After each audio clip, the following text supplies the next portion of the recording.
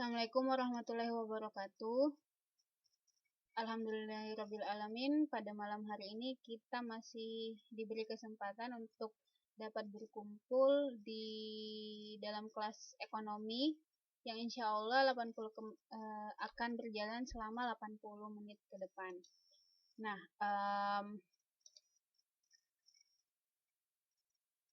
berhubung karena kita udah buang waktu lah istilahnya sambil menunggu teman-teman yang datang sekitaran 10 menit. Jadi kita langsung saja masuk materi gitu ya. Pekan lalu kan kita sudah membahas bagaimana jawaban dari soal UTS-nya. Semoga teman-teman pada sudah bisa menilai, oh jawaban saya letak salahnya di sini dan bisa sebagai bahan evaluasi dan pembelajaran pada teman-teman sekalian. Kemudian pekan-pekan sebelumnya, 2 minggu sebelumnya juga kita sudah menyelesaikan bab 3 ya, yaitu bab permintaan, penawaran, dan harga keseimbangan. Kemarin kan karena tidak mencukupi waktu,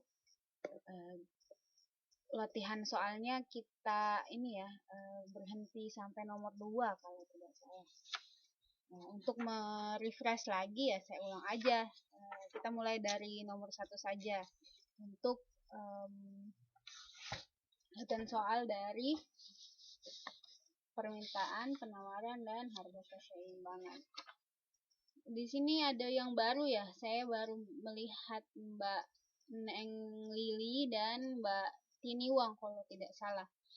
Ini sepertinya anggota baru. Selamat bergabung. Dan saya harapkan ya karena ini gabungnya di pertengahan semester bisa mengejar teman-teman lainnya.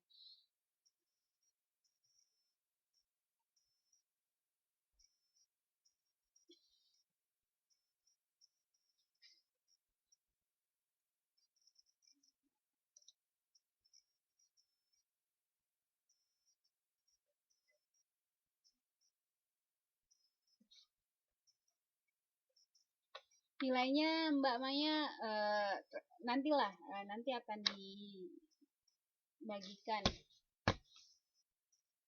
di akhir pertemuan. Yang jelas kan kita sudah membahas bersama-sama, jadi teman-teman sudah ada gambaran letak salahnya di mana dan kekurangannya di mana. Jadi teman-teman sekalian bisa menerka gitu, oh kayaknya saya dapatnya segini. Don't worry about nilai.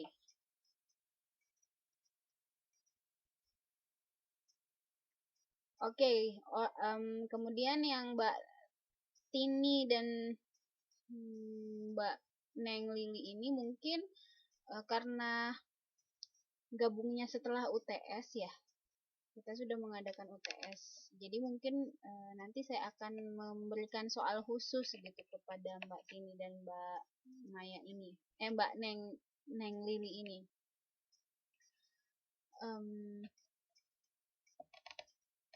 Karena berhubung kita sudah mengerjakan UTS yang kemarin dan membahasnya, jadi ada soal khusus lah, beda lah sama soal UTS yang nanti gitu. Jadi Mbak Tini dan Mbak Lili ini bisa meng-add atau message saya di Facebook ya, Nur Syamsi Amin. Kemudian nanti saya akan berikan soalnya gitu, atau saya akan beritahu instruksinya bagaimana untuk mengejar ketertinggalannya. Jadi sekali lagi Mbak yang baru gabung bisa belajar dulu ya, jadi belajar ketertinggalannya melalui bukunya, modulnya kan sudah ada gitu. Semua sudah memiliki modul electronic book ya, bersifat soft copy. Jadi kalau misalnya memang belum di-download, ada di grupnya. Ada modul ekonomi, jadi bisa dipelajari.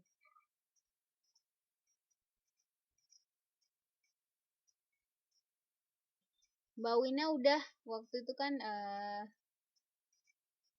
udah ini ya, udah saya kirimkan soalnya gitu.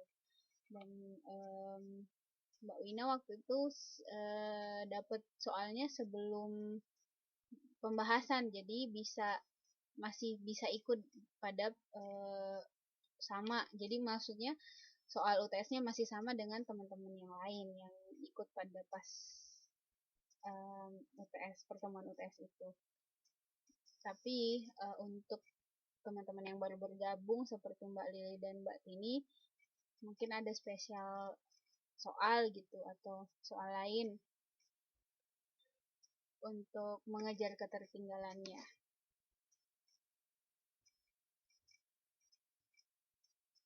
Oke? Kalau boleh tahu Mbak, oh goyang ya? Mungkin ini nih, sinyal saya tiba-tiba merah lagi. Sekarang gimana?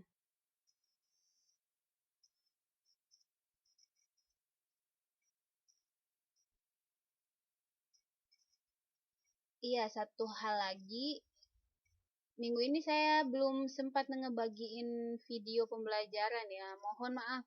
Insya Allah saya upload pada malam hari ini. Jadi ekonomi yang kemarin dan bahasa Indonesia yang hari Senin lalu. Jadi nanti akan saya upload insya Allah pada malam hari ini. Maaf atas keterlambatannya.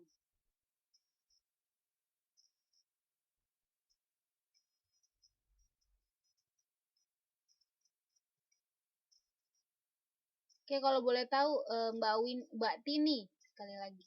Mbak Tini mungkin dan Mbak Lili bisa memperkenalkan diri. Teman-teman yang lain udah tahu nggak nih teman-teman barunya?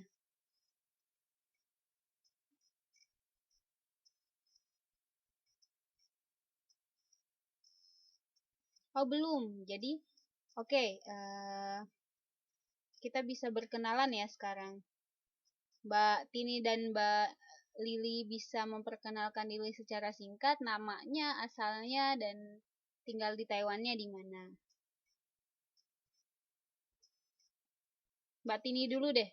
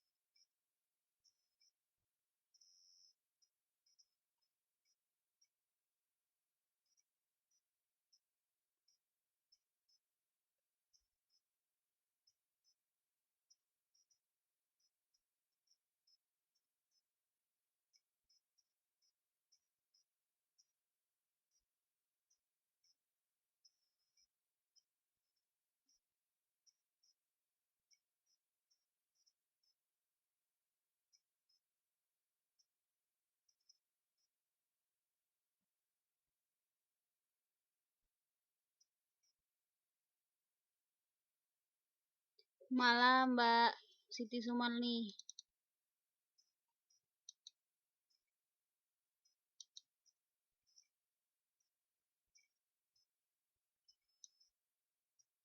Oh ada yang udah, ada yang belum ya.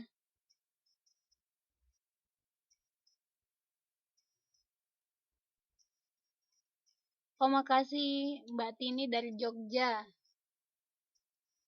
Salam kenal Mbak Tini. Kemudian Mbak Lili mungkin bisa memperkenalkan diri.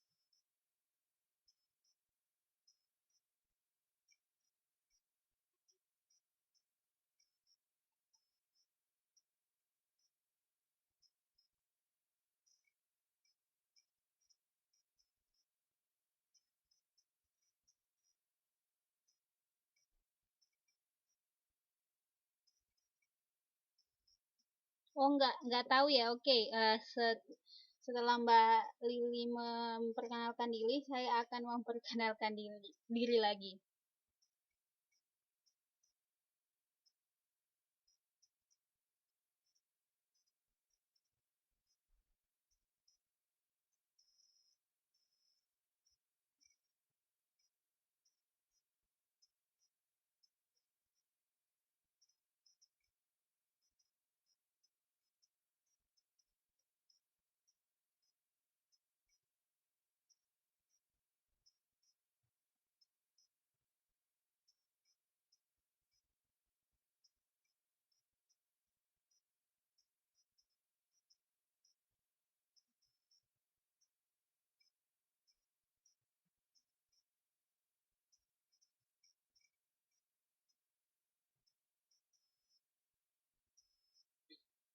Oke, Mbak Lili, Neng Lili, dipanggil Lili ya.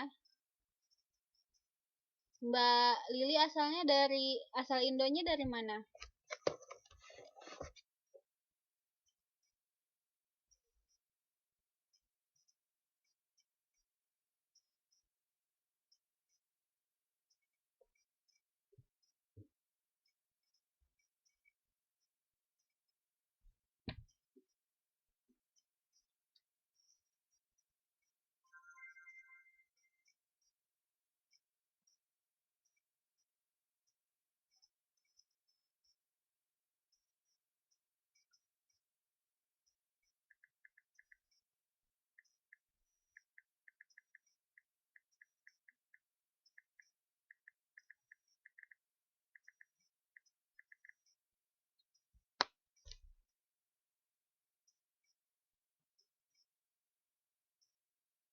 Mbak Mbak Nelly, halo. Mbak Nelly asal dari Indonya dari mana? Tadi Mbak Tini udah ngenalin Mbak Tini dari Jogja. Kalau Mbak Nelly asal Indonya dari mana?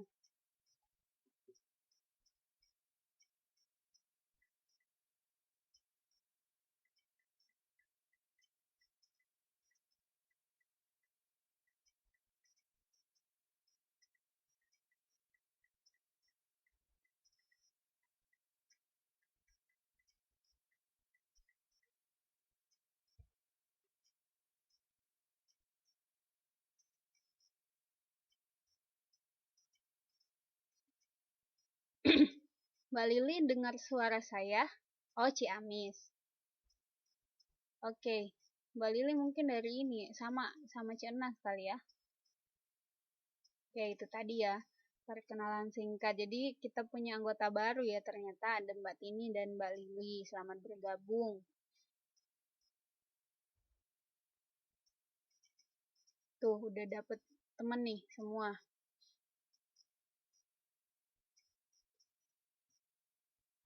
Jadi manfaat berkenalan kotanya dari mana, bisa ini ya, bisa tahu oh ternyata kita berasal dari daerah yang sama. Jadi berasa kayak keluarga gitu.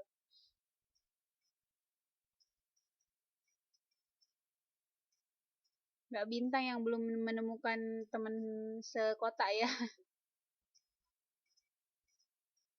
Oke, untuk Mbak Tini dan ah, Mbak Dewi, Mbak Lilinya mana nih?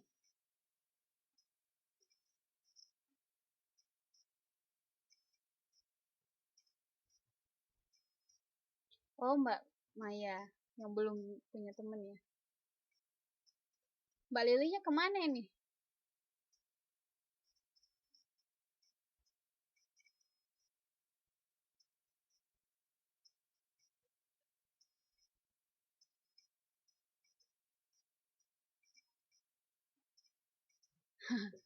Iya mungkin keputus ya. Oke, untuk yang baru bergabung, selamat bergabung untuk Mbak Tini dan Mbak Lili. Nama saya Nur Syamsi, biasa dipanggil Anci. Kemudian saya ini asal Indonya dari Makassar. Gak ada yang di Makassar ya, dari Makassar di sini ya. Saya sekarang belajar, lagi kuliah di National Formosa University. tepatnya di Hue. Ada yang tahu Hue? Mbak Tini dan Mbak Lili kenal Hue, daerah Hue. Daerah Hue itu di Yunlin, di Taiwan Tengah.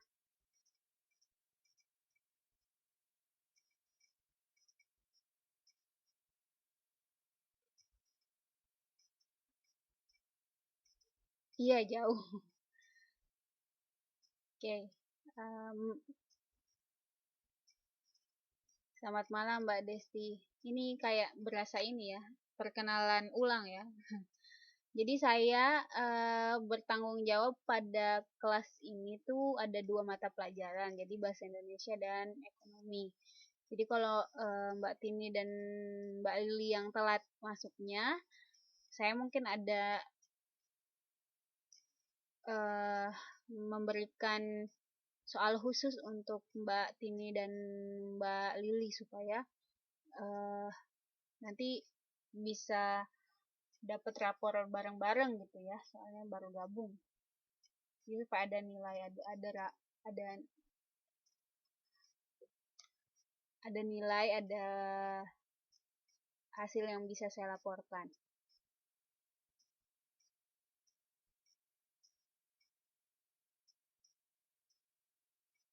Oke,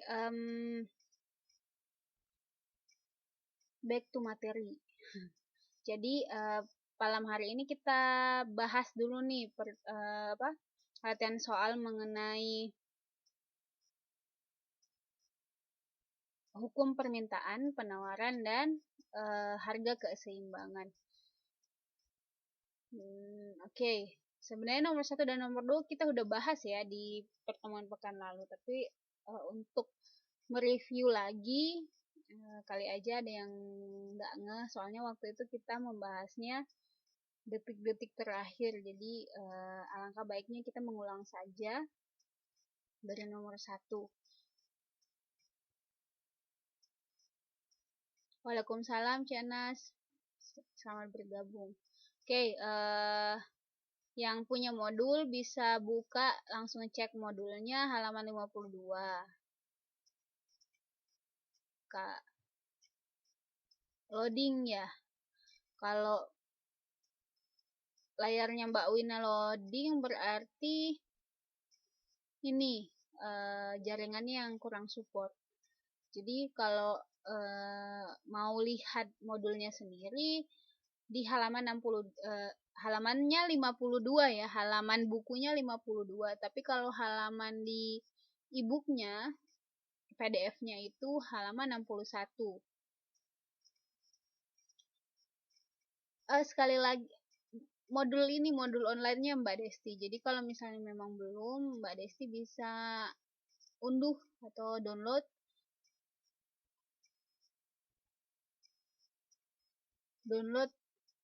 di ininya, di grupnya ada kok.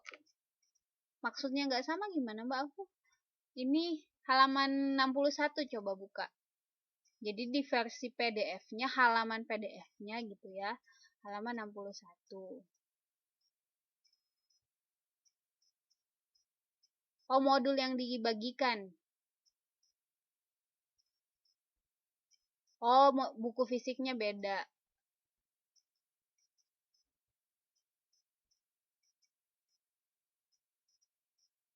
Tes? Suara saya emang nggak kedengeran, teman-teman? Halo, tes.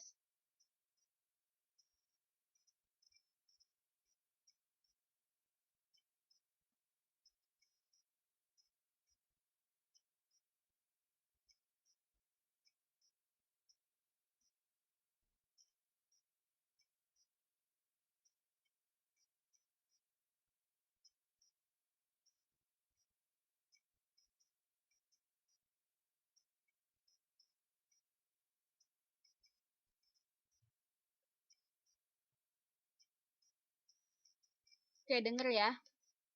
Punya Mbak Dewi sama tuh. Mungkin yang dibagiin fisiknya mungkin beda kali ya, tapi ya teman-teman bisa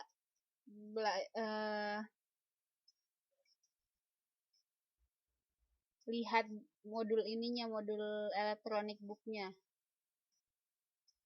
Iya, Jadi saya pakainya yang electronic book, soalnya saya nggak dikirimin yang fisiknya gitu.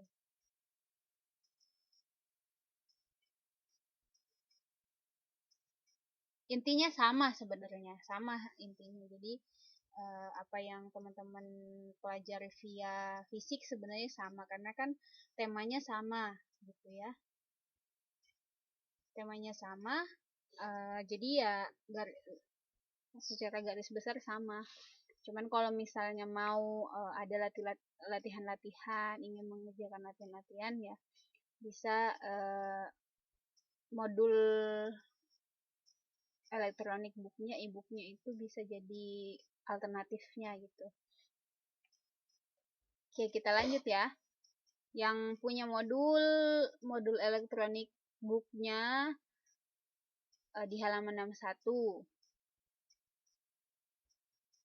Bab 3, akhir bab 3. Masih hukum permintaan, penawaran, dan harga keseimbangan. Jadi kita membahas latihan soal dulu sebelum masuk ke bab 4. Iya.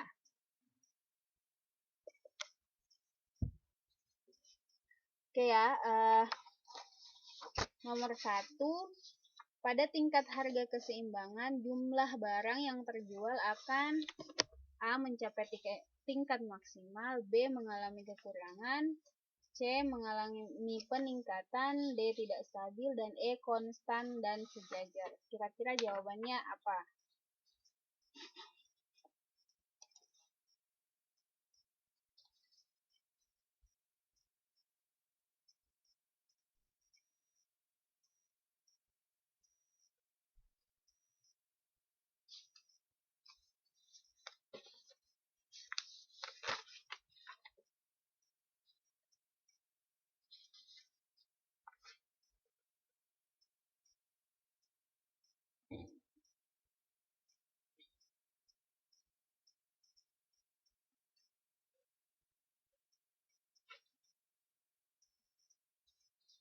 Oke, jawabannya seragam A ya, karena sudah dibahas. Oke. Yaitu mencapai tingkat maksimal. Kemudian nomor 2, pasar yang dikuasai oleh penjual yang dapat mempermainkan harga. Apabila harga dinaikkan terus sedangkan daya beli tak bisa mengimbangi, maka akan terjadi, jawabannya apa? A, B, C, D, E. Harga cenderung turunkah, naikkah, tetap, tidak tentu, atau tidak terpengaruh? Yang masih ingat jawaban yang kemarin? Jawabannya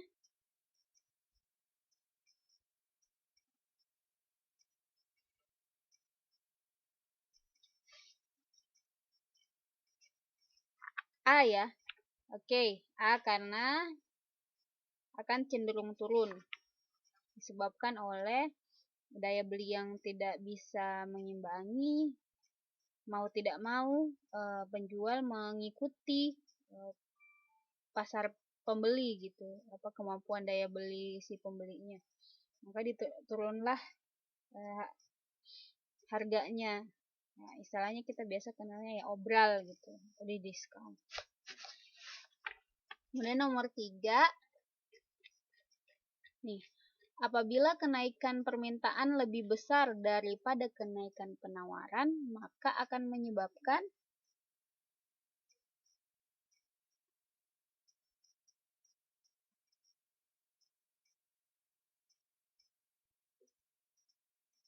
A. kenaikan harga dan jumlah keseimbangan berubah, B. penurunan harga dan jumlah keseimbangan, C. kenaikan harga dan turunnya jumlah keseimbangan, D. penurunan harga dan naiknya jumlah keseimbangan, E. kenaikan harga dan naiknya jumlah keseimbangan. Kira-kira jawabannya apa?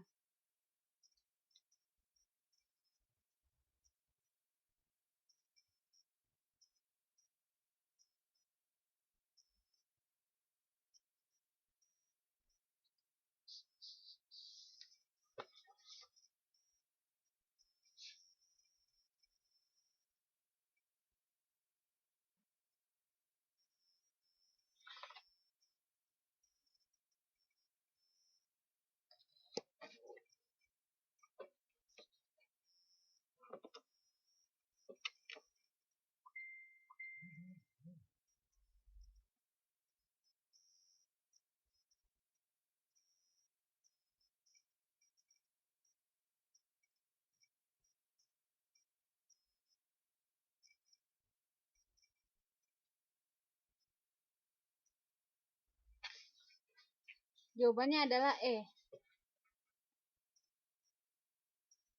Oke. Yang benar adalah E, kenaikan harga dan naiknya jumlah keseimbangan.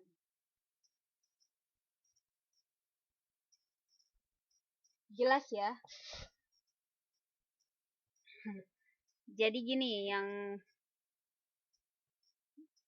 kenapa tidak C, kenaikan harga dan turunnya jumlah keseimbangan?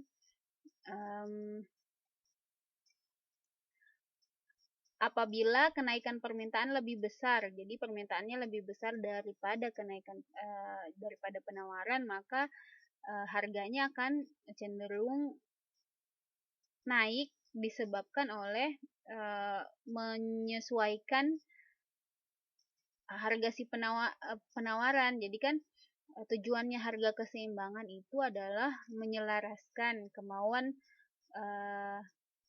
si penjual dan kemampuan si pembeli. Jadi jalan tengahnya. Nah, ketika ada permintaan yang lebih besar, berarti harga yang ditawarkan itu adalah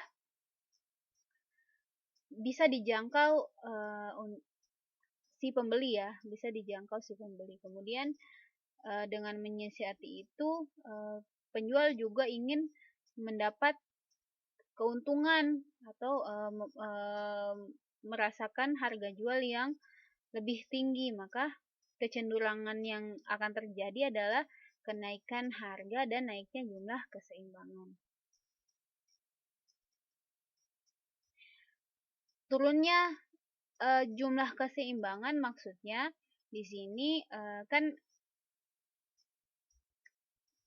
keseimbangan itu harga keseimbangan tercipta antara titik temu dari harga permintaan dan penawaran.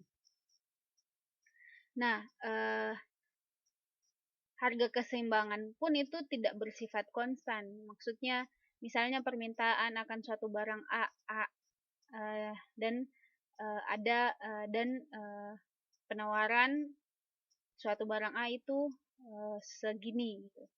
Kemudian dengan adanya harga keseimbangan mempertemukan permintaan A dan penawaran A.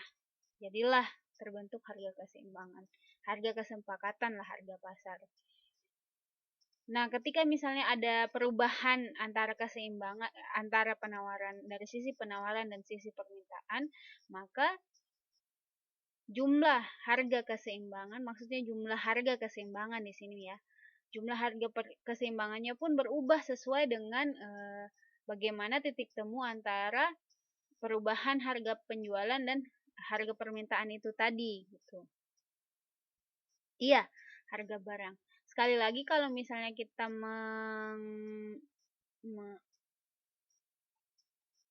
membicarakan ini sih ya, kalau kita lihat dari kurva ya, oke. Coba saya gambar.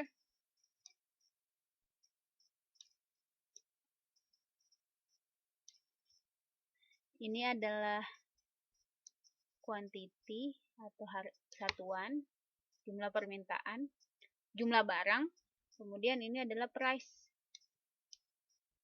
atau harga barangnya.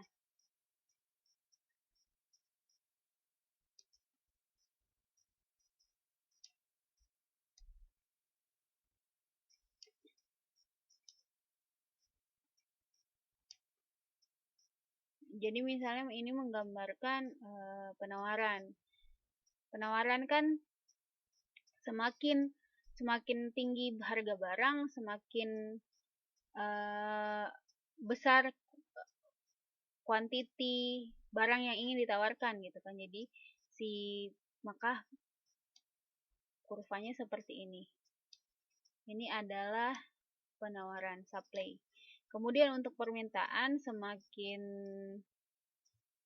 tinggi harga barang,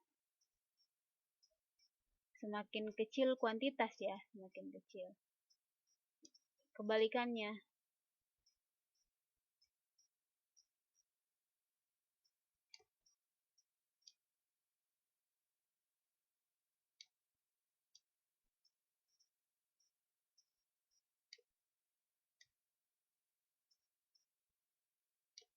Jadi kurva ini adalah demand atau kurva permintaan. Nah, titik temunya adalah ini.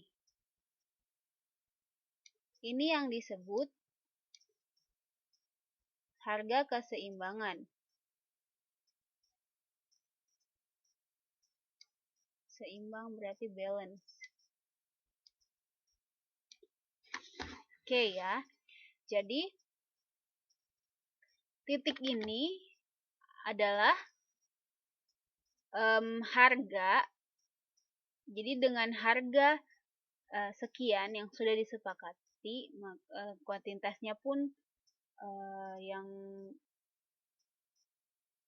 bisa dibeli atau ditawarkan si antara penjual dan pembeli itu ya sebegitu gitu. Itu maksudnya jumlah keseimbangan. Nah, hal ini tidak selalu konstan begini bentuknya gitu. Ketika misalnya kenaikan penawaran tadi seperti contoh soalnya itu kenaikan permintaan lebih besar daripada penawaran. Jadi berarti yang demand-nya ini naik. Demand naik itu bergeser kemana kira-kira? Bergeser ke kanan ya. Dan ke sini. Ya. Maka kita lihat ininya tetap. Nah, yang berubah adalah titik keseimbangannya. Bergeser ke arah kanan gitu. Jadi mengikuti ininya, yang mana cari titik temunya. Bergeser ke sini. Kita lihat dari fenomenanya. Oh, ternyata ketika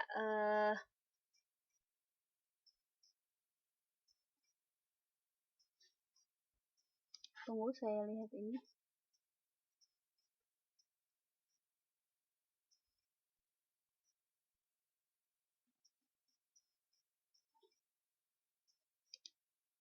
Maka yang terjadi kenaikan harga dan kenaikan jumlah keseimbangan. Dari posisi sini bergeser ke sini dan harganya pun naik gitu ya. Price-nya di sini titiknya price-nya naik gitu.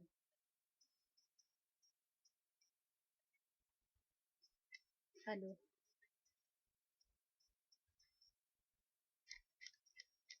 Kurang ke bawah ya saya. Ya seperti itu Mbak Wina. Bisa dipahami ke teman-teman yang lainnya? Oke. Jelas ya? Kita lanjut ke nomor 4. Permintaan adalah jumlah barang dan jasa yang jumlah barang dan jasa yang diproduksi produsen pada suatu saat. B. Jumlah barang dan jasa yang dijual pada berbagai tingkat harga pada waktu tertentu. C. Keseluruhan harga dan jasa yang dibeli di suatu pasar pada waktu tertentu dengan harga tertentu dengan berbagai tingkat harga. Delta. Sejumlah barang dan jasa yang dibeli di pasar pada waktu tertentu. Atau E. Jumlah barang dan jasa yang diproduksi produsen pada suatu barang pada suatu saat. Malam Mbak Ari. Mbak Tini menjawab C. Kemudian Mbak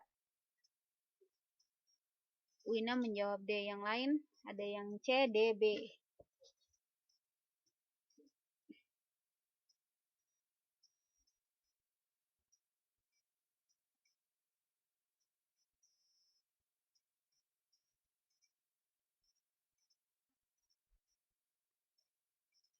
Mbak Afu nomor 4-nya berarti C.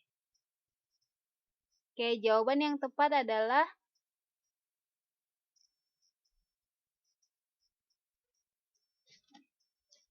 delta. Jadi sejumlah barang dan jasa yang dibeli di pasar pada waktu tertentu.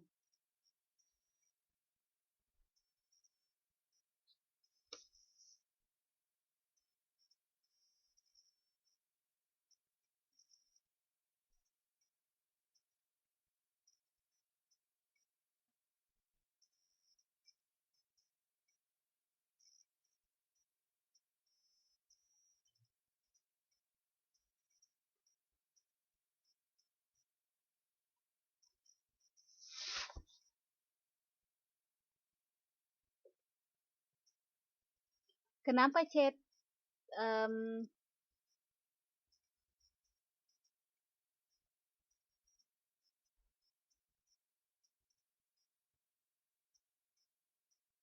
sebenarnya C benar juga ya, tapi yang membingungkan adalah kata keseluruhan harga dan jasa. Keseluruhan harga dan jasa yang dibeli di suatu pasar pada waktu tertentu dengan harga tertentu dengan berbagai tingkat harga.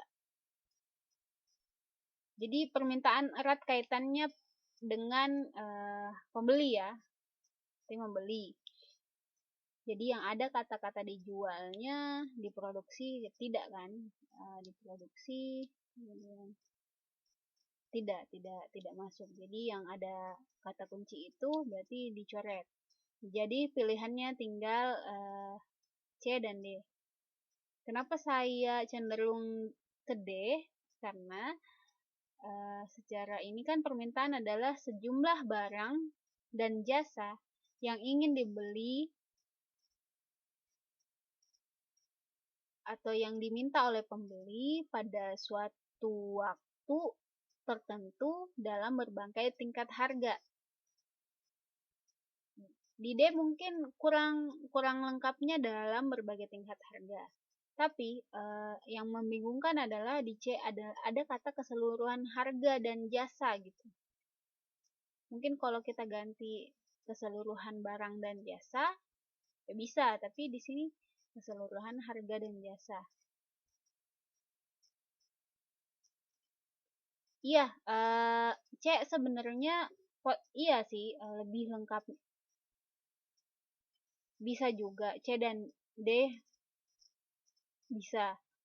Kekurangan dari pilihan dari C adalah menggunakan kata keseluruhan harga. Lebih tepatnya kan keseluruhan barang dan jasa yang dibeli pembeli di suatu pasar gitu kan. Kemudian yang D, kekurangannya adalah dia tidak menjelaskan dengan tingkat harga tertentu atau dengan berbagai tingkat harga.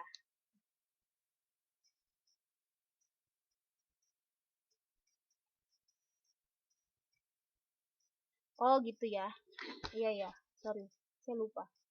Oke, yang ini jawabannya adalah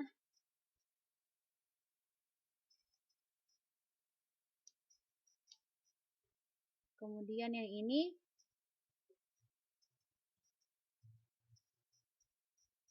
jawabannya C dan D aja. Gini aja deh, kan teman-teman pada tahu nih kekurangannya ya. Jadi oke, kita ambil C aja ya, possibility-nya. C kalau gitu. Terus ini harga kita ganti dengan barang.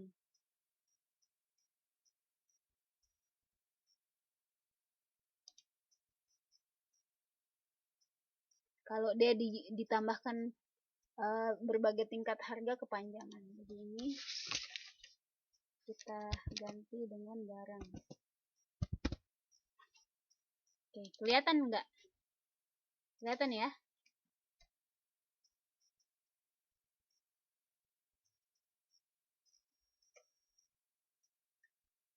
Oke, nomor 5. Kita lanjut. Kurva permintaan sebuah produk akan bergeser ke kanan. Oke, jadi terkait dengan kurva. Bergeser ke kanan sebagai akibat adanya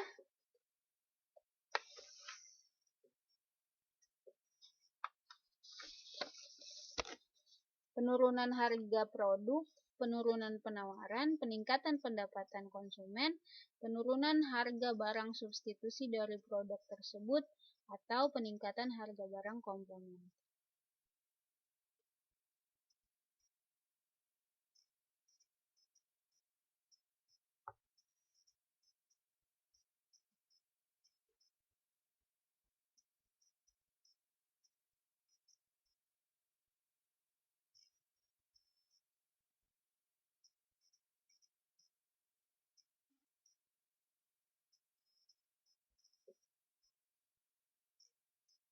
Jawaban dari Mbak Dewi adalah D. Oke, kita coba menggambar lagi ya ininya. Padat ya.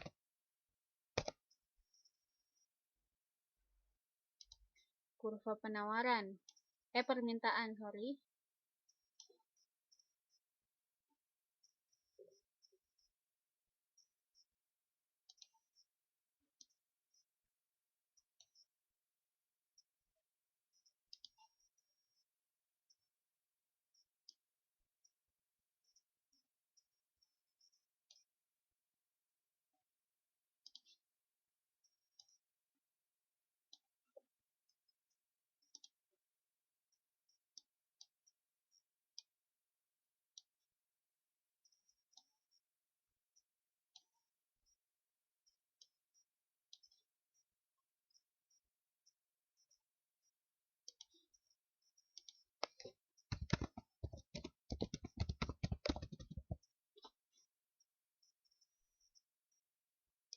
Oke. Kurva permintaan kan begini ya gambarannya. Kalau mau gambar gampang ya, seperti ini.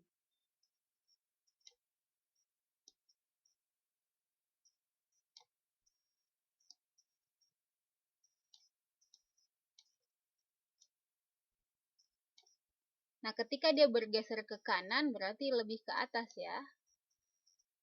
Ini diistilahkan D.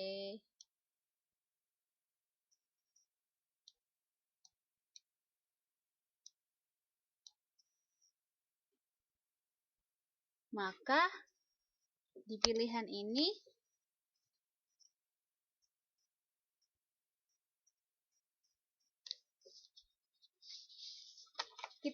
kita lihat faktor-faktor yang mempengaruhi permintaan suatu barang. Kita lihat dulu kalau misalnya atau D. Kita lihat ya, permintaan suatu barang ketika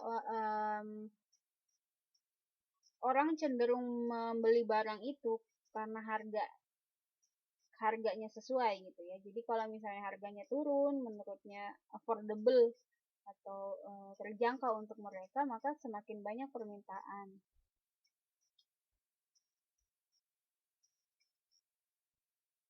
Nah, faktor-faktor yang menyebabkan permintaan itu kita lihat salah satunya adanya barang yang mempunyai hubungan erat, substitusi, penghasilan konsumen, selera konsumen, dan faktor non-ekonomis. Non-ekonomis di sini ada tradisi atau tren sekarang yang terjadi seperti apa gitu ya. Jadi yang lebih tepat di sini adalah peningkatan pendapatan konsumen.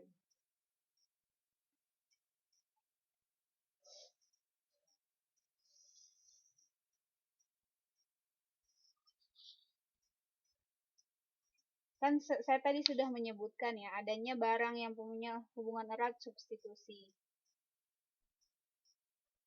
Kemudian penghasilan konsumen, selera konsumen, dan faktor non-ekonomis. Nah, yang lebih tepat di sini ya itu tadi, peningkatan jumlah konsumen.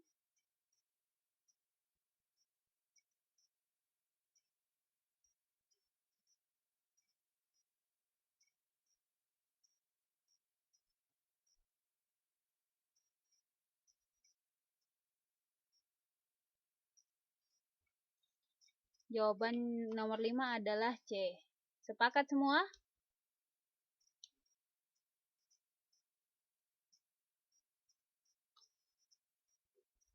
Penjelasannya udah jelas ya.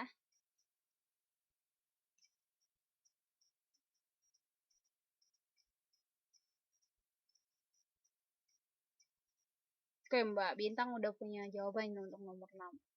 Oke, kita move kalau gitu untuk nomor 6.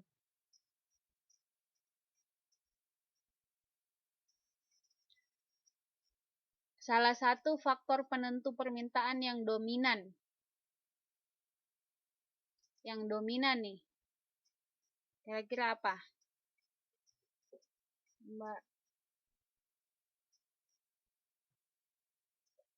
Mbak Bintang tadi menjawabnya adalah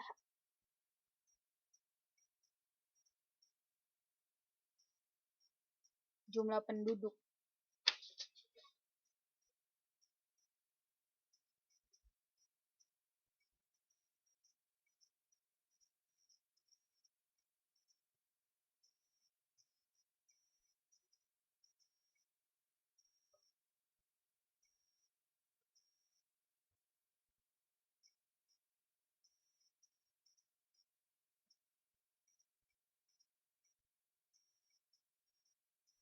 Ada D, ada A. Ini ya, garis bawahi dominan.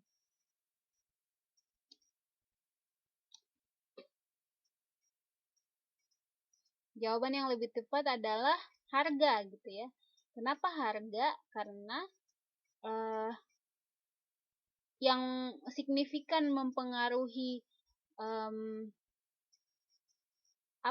mempengaruhi keputusan orang untuk membeli barang kan itu sebenarnya harga ya.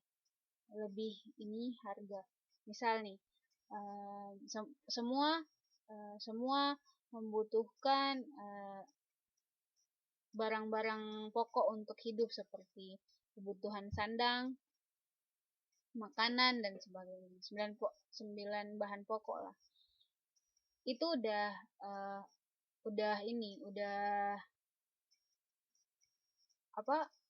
kebutuhan pokoknya. Nah, ketika misalnya yang setiap bulannya dengan harga segitu gitu kan, harga pasarnya segitu, taruhlah beras 5.000. Iya, yang sebenarnya sih jumlah penduduk, barang konsumsi, semua ini mempengaruhi permintaan. Tapi yang paling dominan mempengaruhi ya itu tadi ya, balik lagi ke harga. Karena biasanya ketika misalnya harganya berubah, entah itu masih bisa terjangkau, entah itu turun atau naik, atau entah itu terjangkau atau mahal, maka konsumen di sini mempertimbangkan untuk membeli barang tersebut. Entah itu misalnya ketika turun mau membeli dengan menambahkan kuantitinya, atau ketika misalnya harganya naik berpikir untuk membeli barang substitusinya atau barang penggantinya gitu.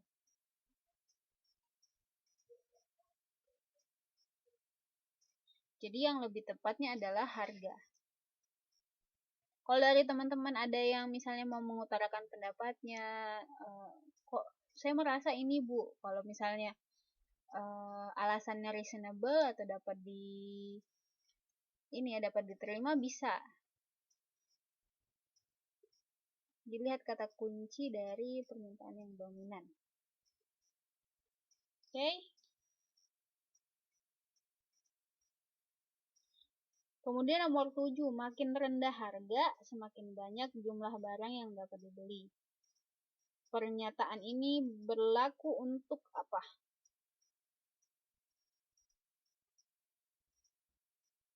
Ini udah jelas sekali ya.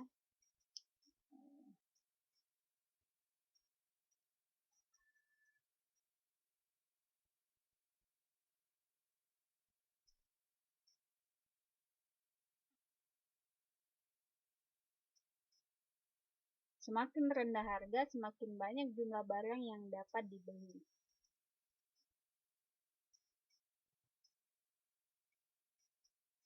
Ada yang jawab A, ada yang jawab C.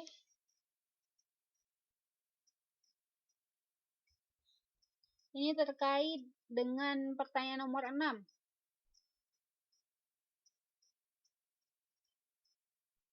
Ya, jelas sekali ya. Pertanyaan ini mengarah ke permintaan sekali lagi, karena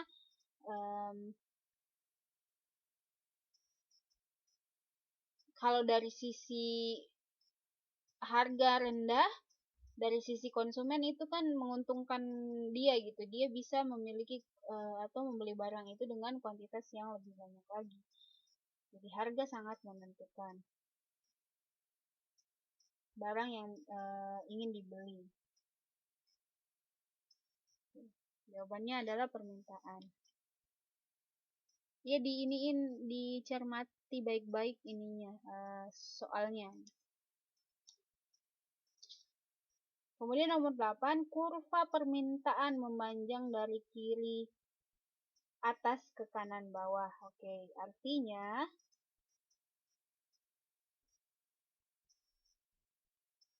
ingat-ingat hukum permintaan aja gitu. Kita pilihan A adalah semakin tinggi harga semakin banyak pembeli. Kemudian B, semakin rendah harga semakin rendah pembeli. C, semakin tinggi harga semakin rendah pembeli. D, semakin rendah harga semakin banyak pembeli. E, naik turunnya harga tidak dipengaruhi terhadap pembeli.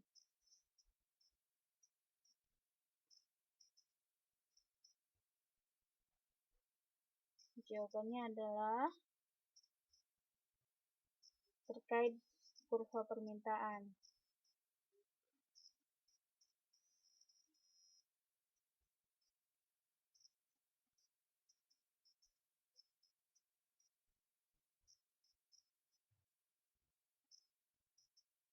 Jadi yang berpotensi untuk jadi jawaban adalah pilihan C dan D. Kenapa A, B, dan E gugur? Karena semakin tinggi harga semakin banyak pembeli. Itu sangat bertentangan dengan hukum permintaan ya. Jadi ini tidak cocok. Kemudian semakin rendah harga semakin rendah pembeli. Ini juga bertentangan. Semakin tinggi harga semakin rendah pembeli. Semakin rendah harga semakin banyak pembeli.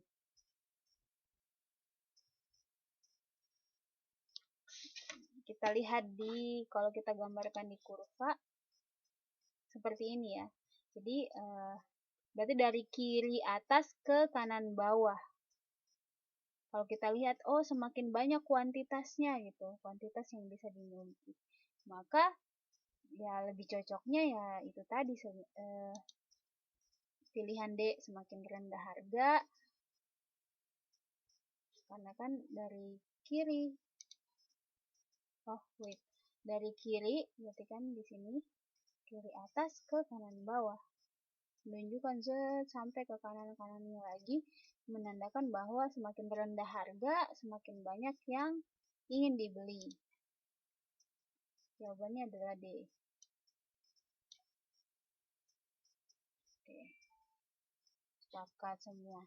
Kemudian nomor 9 ini. Diulang lagi nih, permintaan adalah payo. Kalau masih salah berarti tidak belajar dari kesalahannya ini.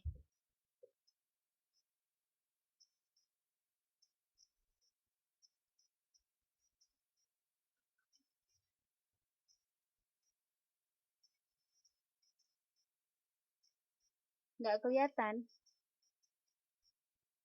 Yang ini, nomor 9.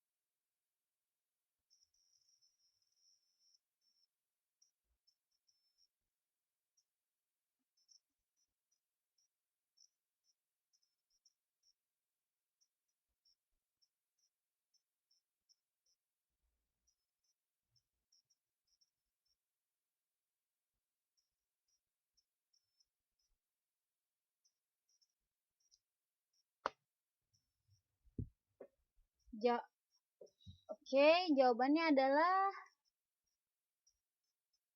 masih ada yang jawab B. Jumlah barang yang tersedia di pasar. Kemudian ada C. Jawabannya adalah D. Udah jelas banget ya. Permintaan, sekali lagi permintaan adalah jumlah barang dan jasa yang akan dibeli. Kata kunci dibeli, kemudian di berbagai tingkat harga dan waktu tertentu. Udah jelas sekali nih.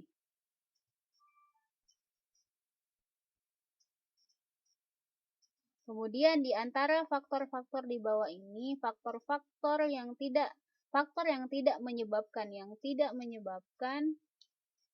akan menyebabkan pergeseran kurva penawaran sepatu adalah peningkatan upah para pekerja pabrik, pengenaan pajak dan pada produksi sepatu, peningkatan harga sepatu, peningkatan efisiensi pada industri sepatu, penurunan biaya bahan yang digunakan dalam pembuatan sepatu.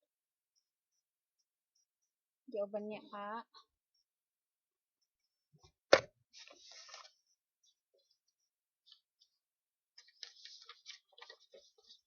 Ada lagi, ada yang jawab B.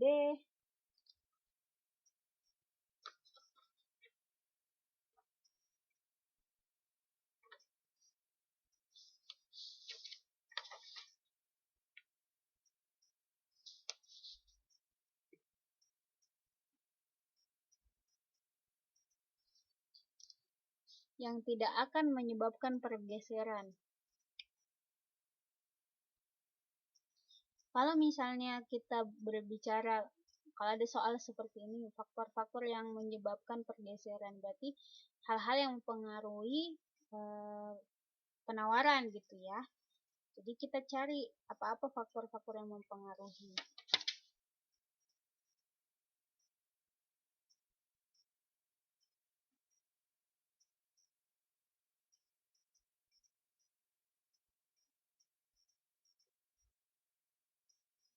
Yaitu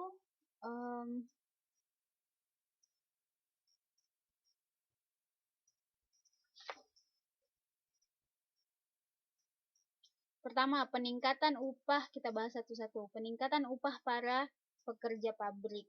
Ketika misalnya terjadi peningkatan upah, otomatis harga atau biaya produksinya bertambah ya, sehingga mempengaruhi produsen sepatu untuk memutuskan harga barang yang cocok gitu.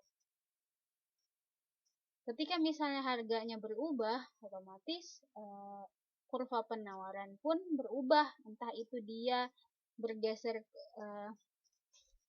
ke kiri ataupun bergeser ke kanan.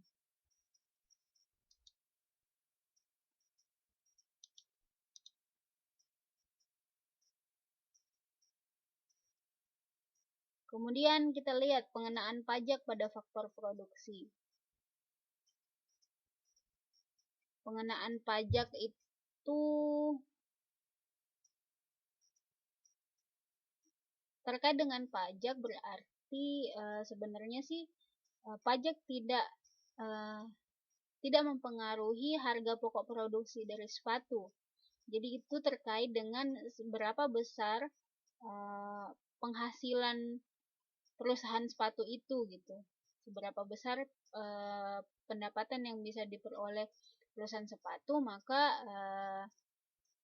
pajaknya pun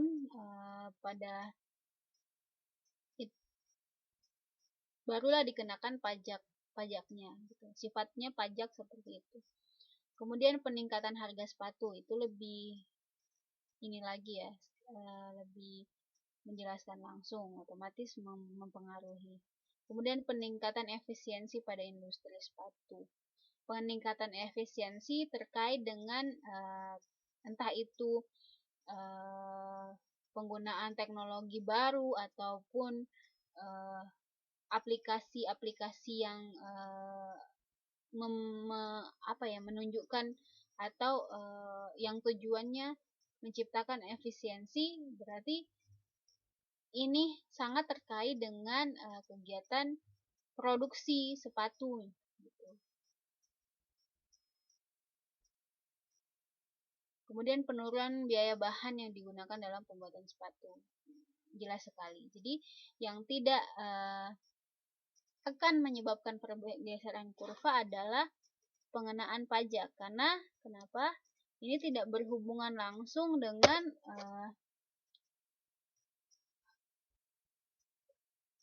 dalam ini ada komposisi penentuan harga pokok produksi dari sepatu. Karena pajak itu sifatnya ya ketika barang tersebut dijual, barulah hasil dari penjualan itu baru dikenakan pajak. Jadi tidak terkait langsung. Jadi kenapa pengenaan pajak tidak akan menyebabkan pergeseran kurva penularan gitu. Pilihan-pilihan yang lain itu sangat terkait dengan upah harga atau faktor-faktor yang dapat mempengaruhi perubahan harganya. Tuh. Paham ya? Apa ada yang ingin ditanyakan?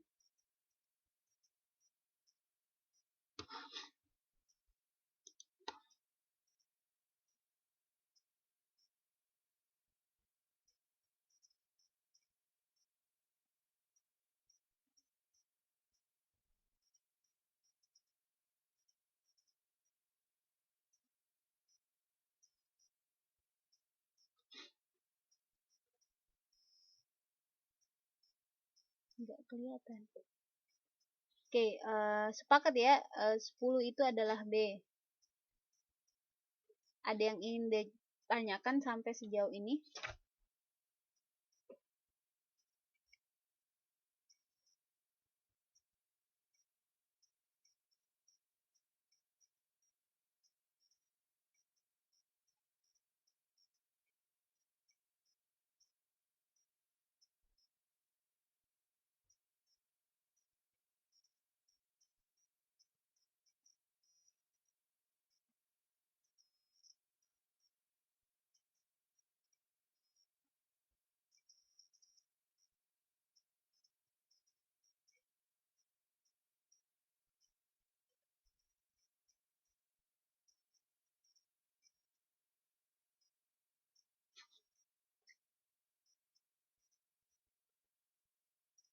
Pada tidur ya? Iya bener sih. Saya dongengin kali ya.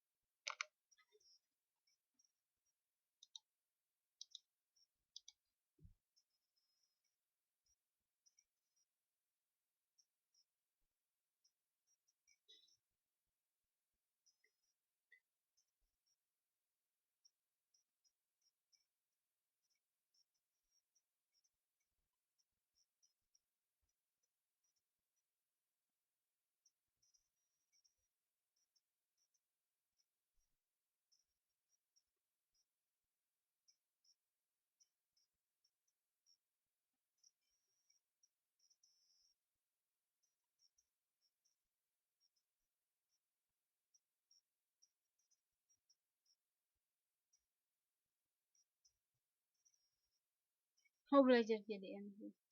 Oke.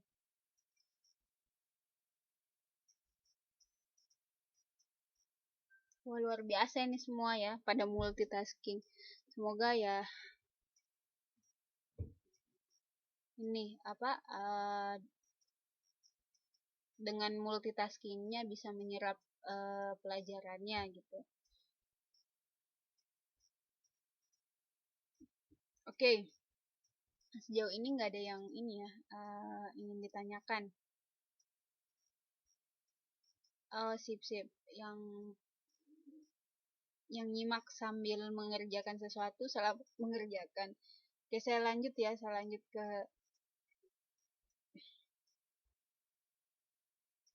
Waalaikumsalam Mbak Nila. Oke, saya lanjut ke materi baru ya, yaitu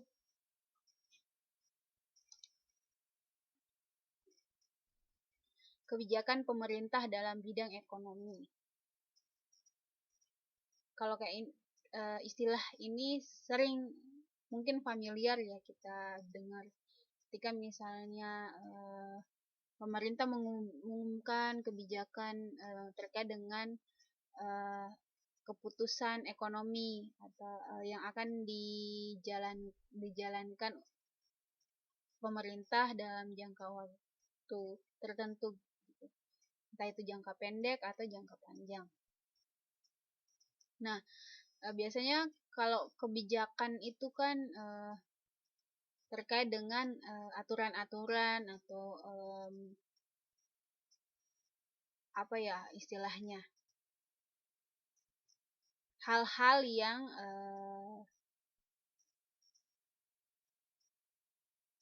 terkait dengan ekonomi negara gitu, suatu negara.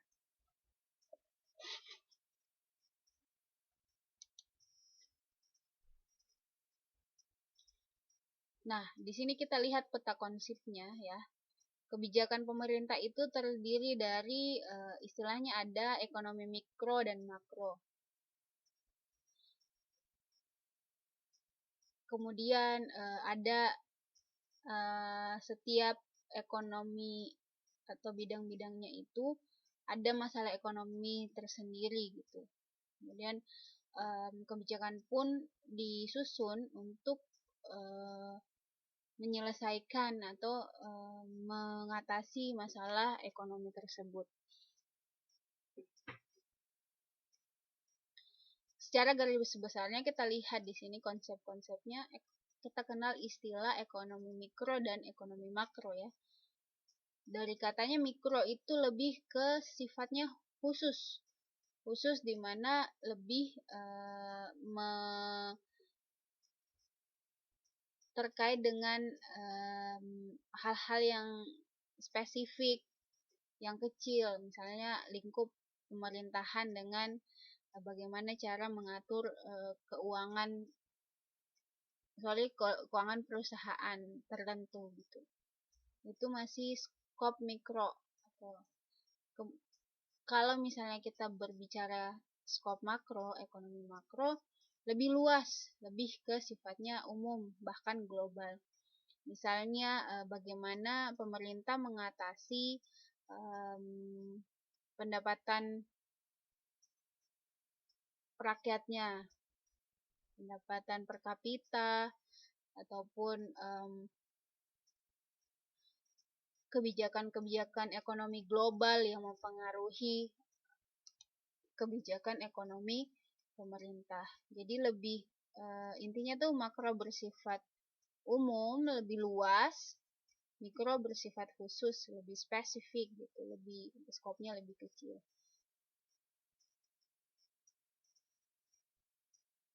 Makro itu lebih sifatnya lebih luas, lebih umum, lebih sifatnya lebih global, sedangkan mikro itu lebih sifatnya ke spesifik atau lebih khusus, lingkupnya pun lebih kecil.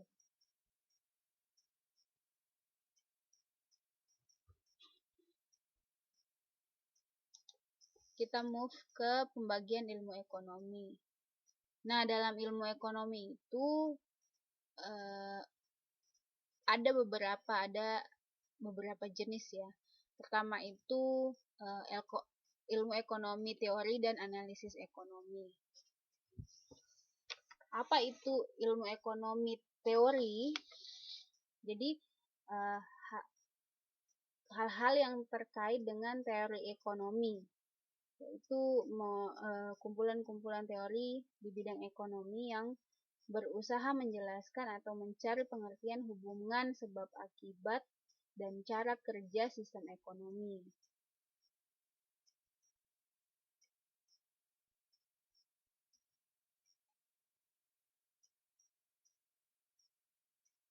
Nah, berhubungan dengan teori ini, teori ekonomi ini, jadi sangat terkait dengan contoh-contoh yang terjadi di kehidupan nyata.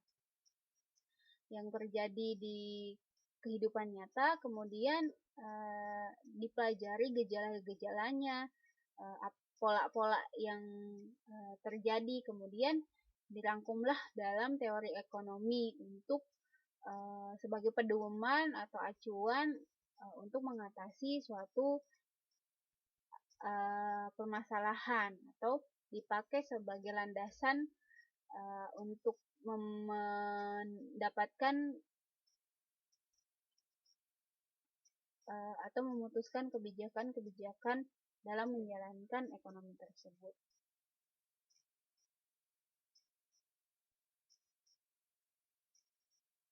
Nah, di dalam ilmu ekonomi teori ini, kita kenal tadi istilah ekonomi mikro dan ekonomi makro ya. Yang sudah tadi saya jelaskan, inti dari ekonomi makro itu adalah sifatnya lebih luas, lebih umum. Sifatnya lebih universal. Objeknya yang diperhatikan dalam ekonomi makro adalah pertama-tama mempelajari susunan perekonomian dari segala segi. Maksudnya segala segi itu semua pertimbangan-pertimbangannya ya dilihat dari semua aspek, entah itu misalnya dari dunia sifatnya, bagaimana hubungan antar negara satu dengan negara Indonesia dengan negara yang lain. Contohnya di Indonesia ya, Indonesia dengan negara yang lain, melihat animo masyarakat maunya seperti apa gitu. Jadi melihat gejala-gejala yang sifatnya global.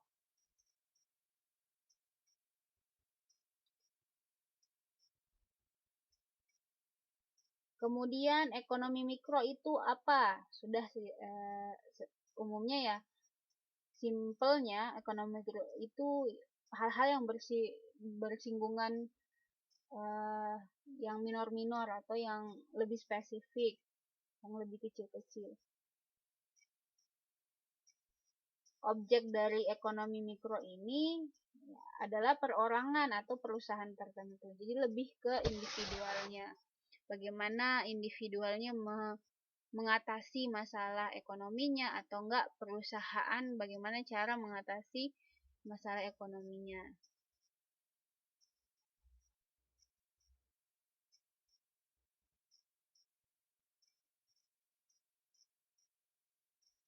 Nah, perbandingan antara ekonomi mikro dan makro ini sebenarnya sama ya, sama karena apa yang dipakai itu, wah